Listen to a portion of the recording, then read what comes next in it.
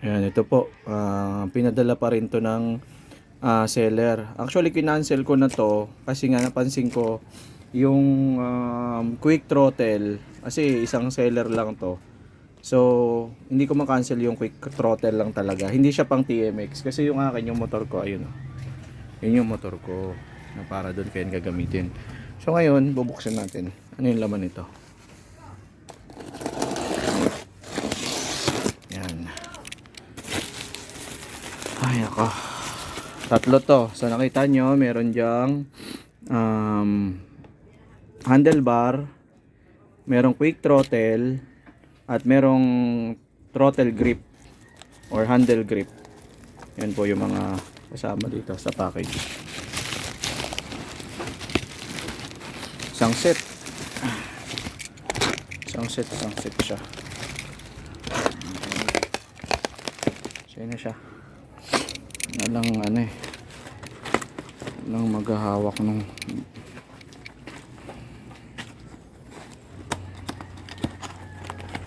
maghahawak.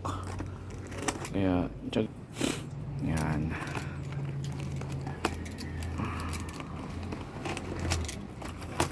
Okay. This is yung grip.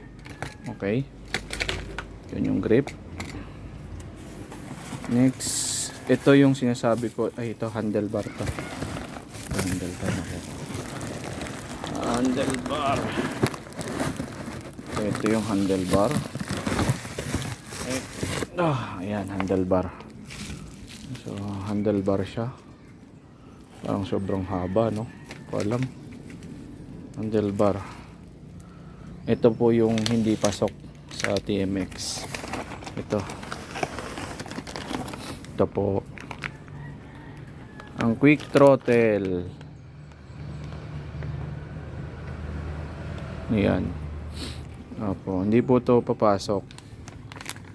Hindi ko alam kung nagagawan to ng paraan pang TMX, kung pwede.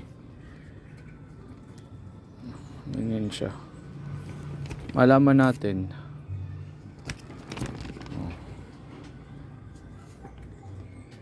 So, try ko itong dalhin dun sa shop kung kaya nila itong ikabit. Okay? Pag hindi, re-return natin to sa seller. Pag hindi siya pumasok talaga or hindi siya magagawa ng paraan. Ito po siya. Mahaba ba to? Ganyan siya. Ito. Ayan. Parang pares lang naman yung haba. Hindi ganun kahaba. Pero red. Magiging red na siya. So, i-upgrade ko kasi itong motor na to. Bagay kaya to. Purong red. So, yan. Yan po siya. Pakabit natin yan. Pag nakabit na. Ito po kasi inuunti-unti ko to. Gusto ko tong marami pa akong gagawing project dito. Kung gusto nyong subaybayan yung mga changes na gagawin ko, just follow lang po or subscribe po kayo sa video. Ito, gusto ko ipa-convert to ng disc brake. Tapos dito naman gusto kong patabas yung upuan niya. Tapos sa likod, actually hindi ko alam kung magkano gagastusin eh. Gusto ko to pa monoshock. Monoshock yung kanyang dating. Yung kanyang side cover, nahirapan ako maghanap sa brand new. Medyo may basag na yung mga niya, hook niya, yung kawitan. Hindi ko alam kung saan nakakabili niyan. Tapos yan, gusto ko magpakabit ng driving light. So yun talaga, pang service ko kasi to. So yun, abangan nyo lang kung ano yung mga pagbabago at pag nakabit ko na to, kung okay na okay ba. So makikita nyo na lang. So yan, ito hindi talaga pwede, re-return na lang to. Kasi dalawa butas nito eh. Walang paano to ipapasok.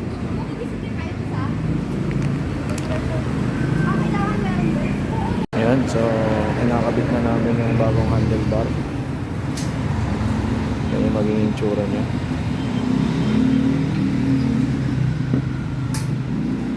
Handlebar niya. Yan, so ito na siya guys. Nakabit ko na yung handlebar na binili natin. Nakakabit na rin ito yung Domino na quick throttle. At ano pa ba yung mga kinabit natin? Nagkabit din pala ako sa kanya ng ano. Ito na yung itsura niya. Mini driving light. Lang ngayon ng mini driving light. Kasi medyo mahina yung ilaw sa gabi. Almost yan na po siya. Yan yung setup niya. Kapag tingin na malayo. Yan, ganyan po siya. So, yun po. No. Handlebar. Tapos, yan yung nakaraan yung binili. Ito pala, yung di ba nakaraan sabi ko sa inyo na hindi pala siya pang TMX. Umano naman, okay naman. Gumana naman kahit na ano. Okay naman siya. Quick release, quick throttle tawag nila. Tapos ito, yung mga binili natin. Then, itong driving light ako lang nagkabit niyan. So, parang dual switch siya. Kapag hindi, ito yung pinch mong trigger niya. I-trigger siya dito pag nag-on ako ng ilaw sa gabi dito, nag-on siya. Saka ko lang ito pwedeng gamitin, yung switch niya. Pero kung naka-off to, dito gagana. So, ito yung trigger. At baba, ang ano natin dito. Handlebar. Tapos ito pa pala. Ito pa isa natin binili ng nakaraan ito. Yung grip, handle grip. So ayan, nakakabit na siya lahat. So ayan ang setup guys. Kung ano pa, marami pa tayong papagawa. Gusto ko pa ipamags, medyo wala lang budget. Mamags natin yung gulong, disc brake. Actually plano ko nga monoshock monoshock para medyo clean yung look niya. At ito lang yung hindi ko alam kung saan nakakabili nitong ano. So ko sana magpagawa ng ganito, ng side cover. Kasi yung isa wala ng mga kapitan yung side cover. So yan po siya. Ito rin, nag-adjust ako. Adjust ko ng konti. Ito, medyo linowered natin ng konti. Kaso lang, umuumpog siya nung nilowered ko. Tumatama yung dito. Ang baba na kasi ng clearance. So, ayan. So, pero ginawa ko ng paraan. Nakaganon siya. Dinagdagan ko lang ng konting langis para medyo tumigas yung play niya. Hindi na siya umabot. Medyo nag-improve. Hindi na siya umabot.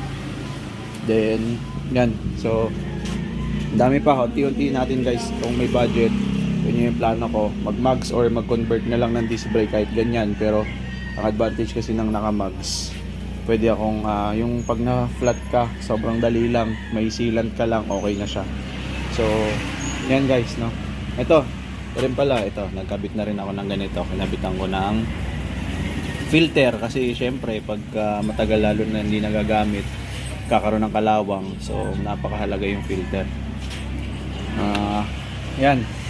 Yun lang guys. So, update ko kayo every time. So, if you